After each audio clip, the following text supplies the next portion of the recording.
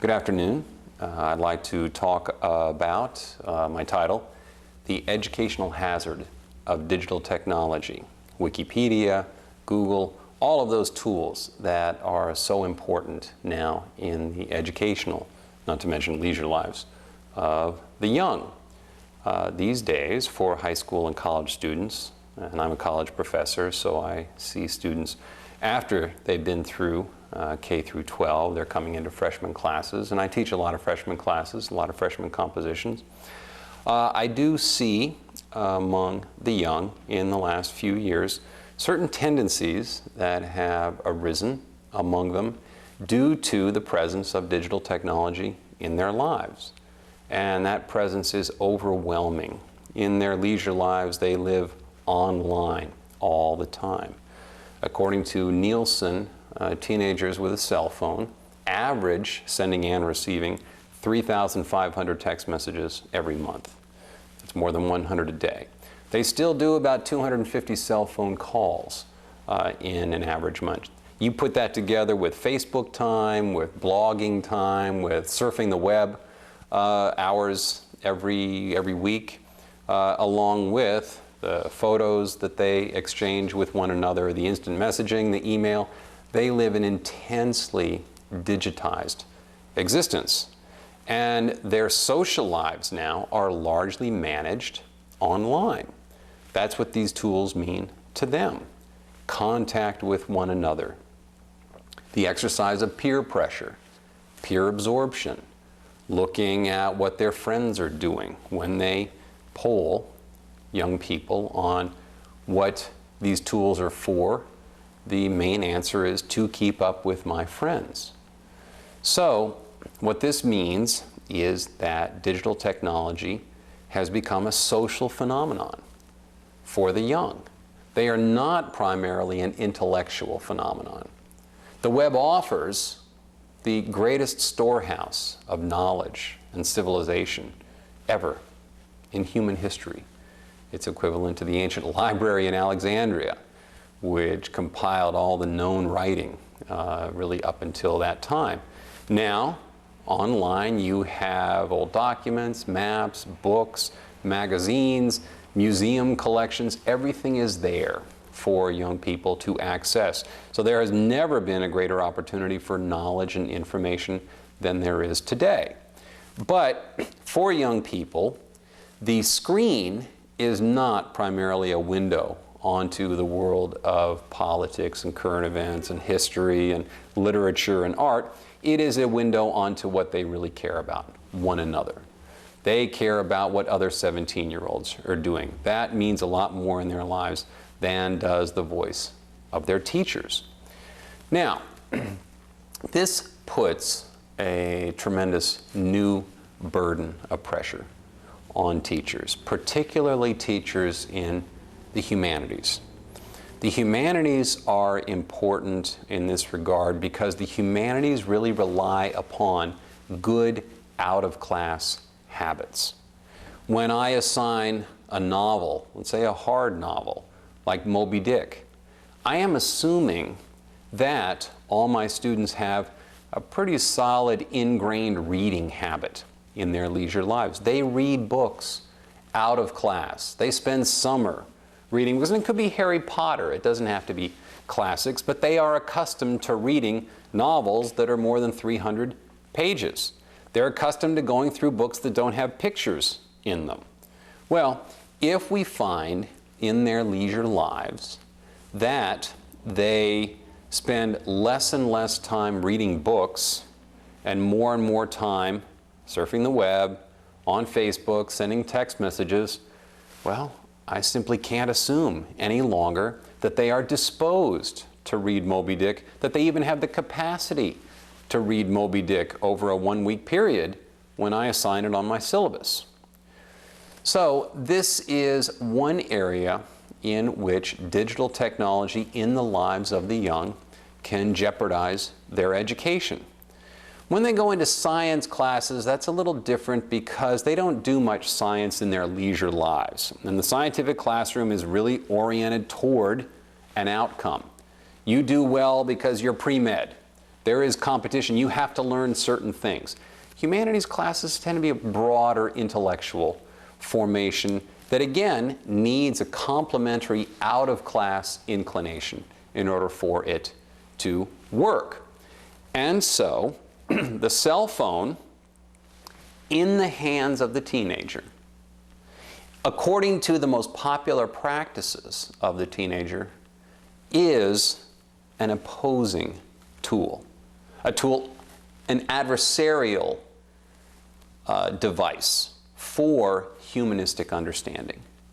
This is what humanities instructors have to begin to appreciate more and more, that young people's leisure lives led online are building up a resistance to humanistic understanding. And it's not just reading long novels that require sitting in a chair for hours at a time without interruption, single tasking in linear fashion with that one text. It doesn't work for them to interrupt to do a text message and then come back to it, to respond to an email, to take a photograph and send it. They can't go back and forth like that and really process that novel very well. So that's one problem, is that the materials of the humanities require uninterrupted, lengthy concentration on one thing, and that simply isn't part of their leisure lives anymore. The next thing is word processing online happens fast in the way young people text, email, browse the web. They read and write more words than ever before in human history, but they do it quickly. They don't bother all that much to pause over a sentence that they read online and wonder about that word there. It seems ambiguous. I'm not sure what that means. That metaphor, that's interesting. No. They are communicating at warp speed. Well, when I assign a poem by Emily Dickinson, we open up the book in class. Everyone has the poem right in front of them. And I read the first line, "Further in summer than the birds." First line of an Emily Dickinson poem.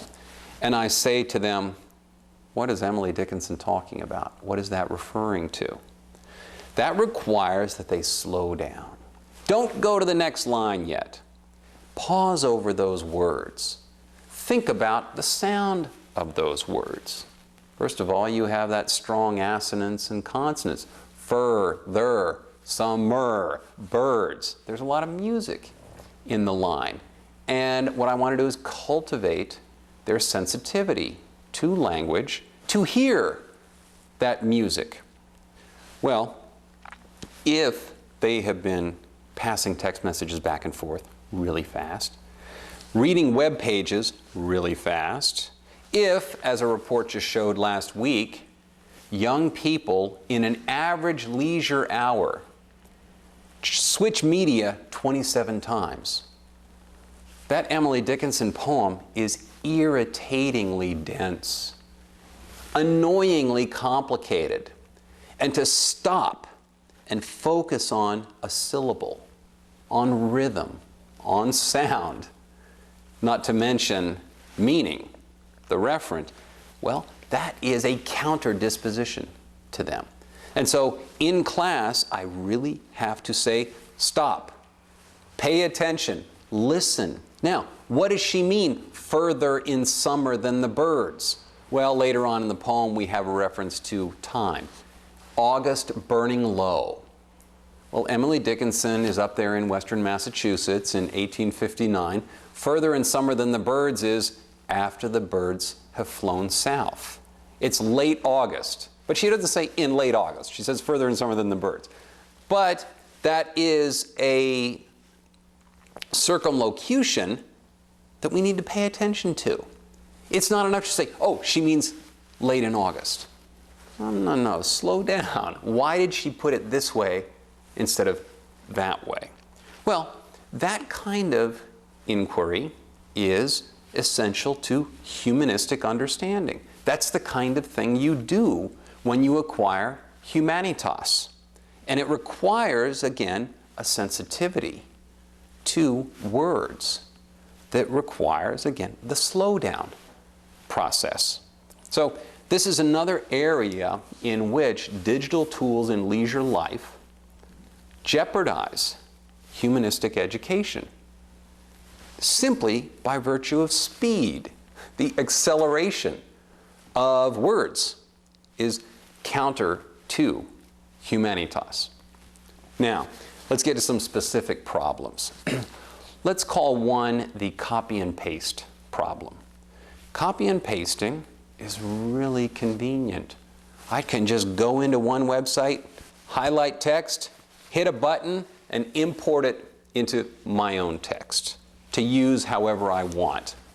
Well, if I say to freshmen in a course on Introduction to Literature, I find their understanding of certain literary terms like irony, metaphor, simile, persona, and so on is lacking. So I'm just going to give them a quick homework assignment.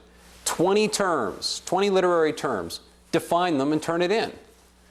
What do? Well, college students are more or less rational agents, and so they're going to do it as quickly and easily as they can. So they simply type literary terms into Google. They find a website that defines literary terms, and they simply highlight the ones on my list and paste. Now, what's the problem? They don't learn them. They haven't even typed the definition. They simply lifted it, which means it doesn't end up as knowledge in their heads. So I have to say, you can't do this in typed form. You have to write it up by hand. And simply that slow, toilsome activity, which is so unnecessary in so many other realms, here it is necessary. Here, I'm not going to let you copy and paste. This isn't going to breed the learning outcome that I want you to have. Now, it sounds anti-technology, it sounds Luddite, it sounds old-fashioned. Well, perhaps it does sound old-fashioned, but if I could get that knowledge outcome using the technology, I would. It's not for me about being against the technology. It is, I want them to learn certain things. I want them to leave my course holding on to what I have instructed them in. And doing it the copy and paste way won't make that happen. So, the next problem, the Wikipedia problem, we'll call this. Now, Wikipedia is a very useful site for finding a fact, a date, a definition. If I want a quick nugget of information, I go to Wikipedia. Okay. Now, this is where students go as a first stop all the time. And the popularity of Wikipedia now is extraordinary. A couple of years ago, Mike Petrilli at the Fordham Foundation did an experiment. He pulled 100 terms out of US and world history textbooks for high school level. And he typed them into Google. And these were terms like Anwar Sadat. He typed them into Google. 87 out of 100, a Wikipedia was number one, Wikipedia page on that term. 12 cases, it was number two, which leaves one remaining, it was number three. That shows the extraordinary dominance of Wikipedia as an information source. It's not just a handy, useful, efficient source. It is an imperial source. It dominates the environment. It is the go-to place for information. Now, the problem is, when we are talking about complicated materials, value-heavy issues and people and events, we do not want one source to dominate so thoroughly. We want students to look around. We want to examine problems from multiple sides. If you look at the Cold War in Wikipedia, you're going to get one rendition of it. It'll be a fair rendition. It'll be more or less accurate. But the Cold War, again, was a very complicated historical phenomenon with lots of ideological angles on it and implications. There are aspects of the Cold War that are still controversial. A Wikipedia page is not enough. Now, Wikipedia does have citations in it, but the fact is that students, if they can satisfy an assignment by just going to the Wikipedia page, they will. And they will lift parts of the Wikipedia that will shape their perspective.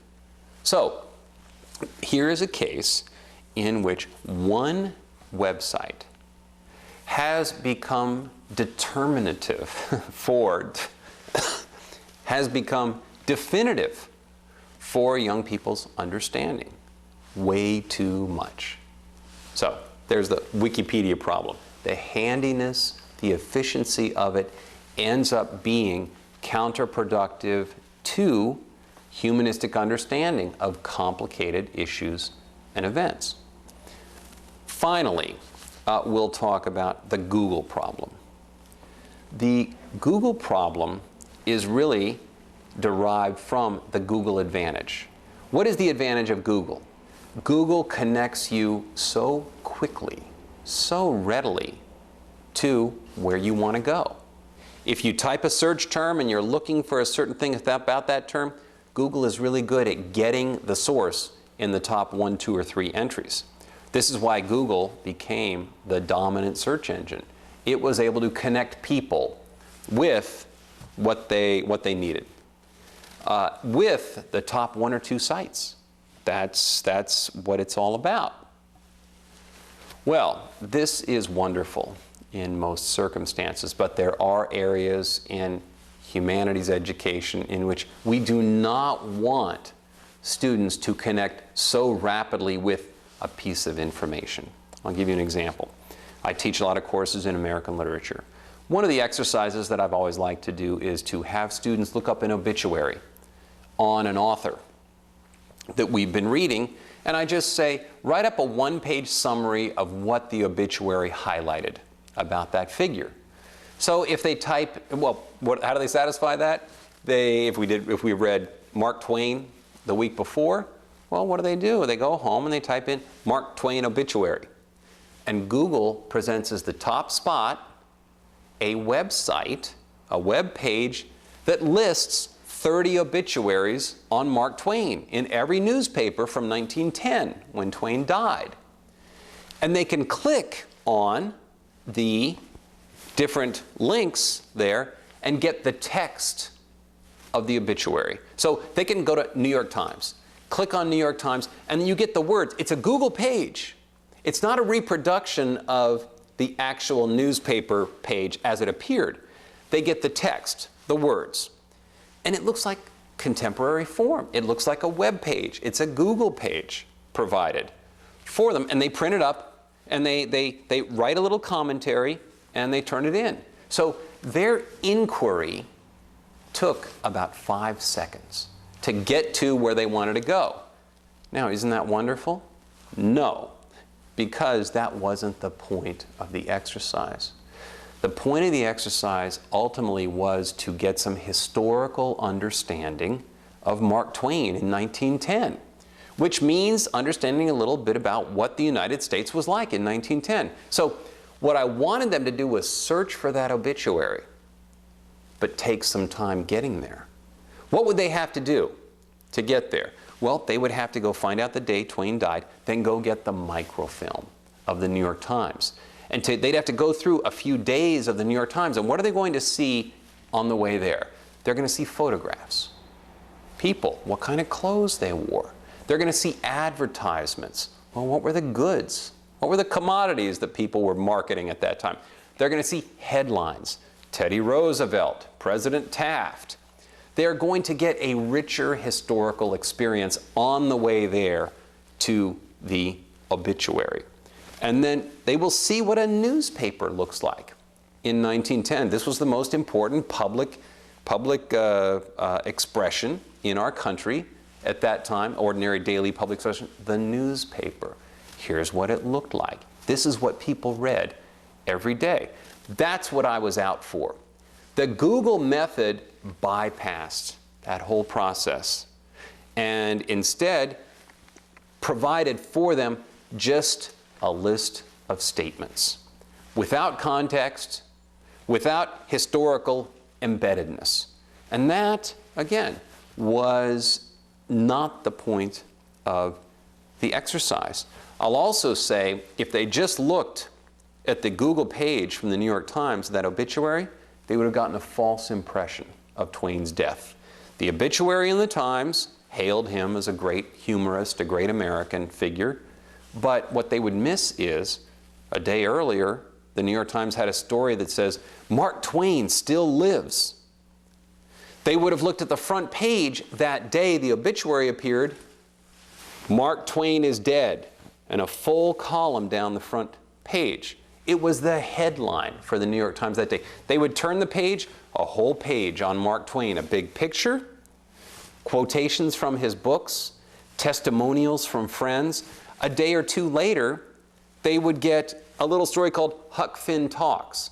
They found the guy, Twain's childhood friend, on whom the character of Huck Finn was based, and they got him to talk about Twain and their childhood together. So this was a much bigger cultural event than just that obituary represents. So this, I think, shows that the technology in this case impoverished their learning.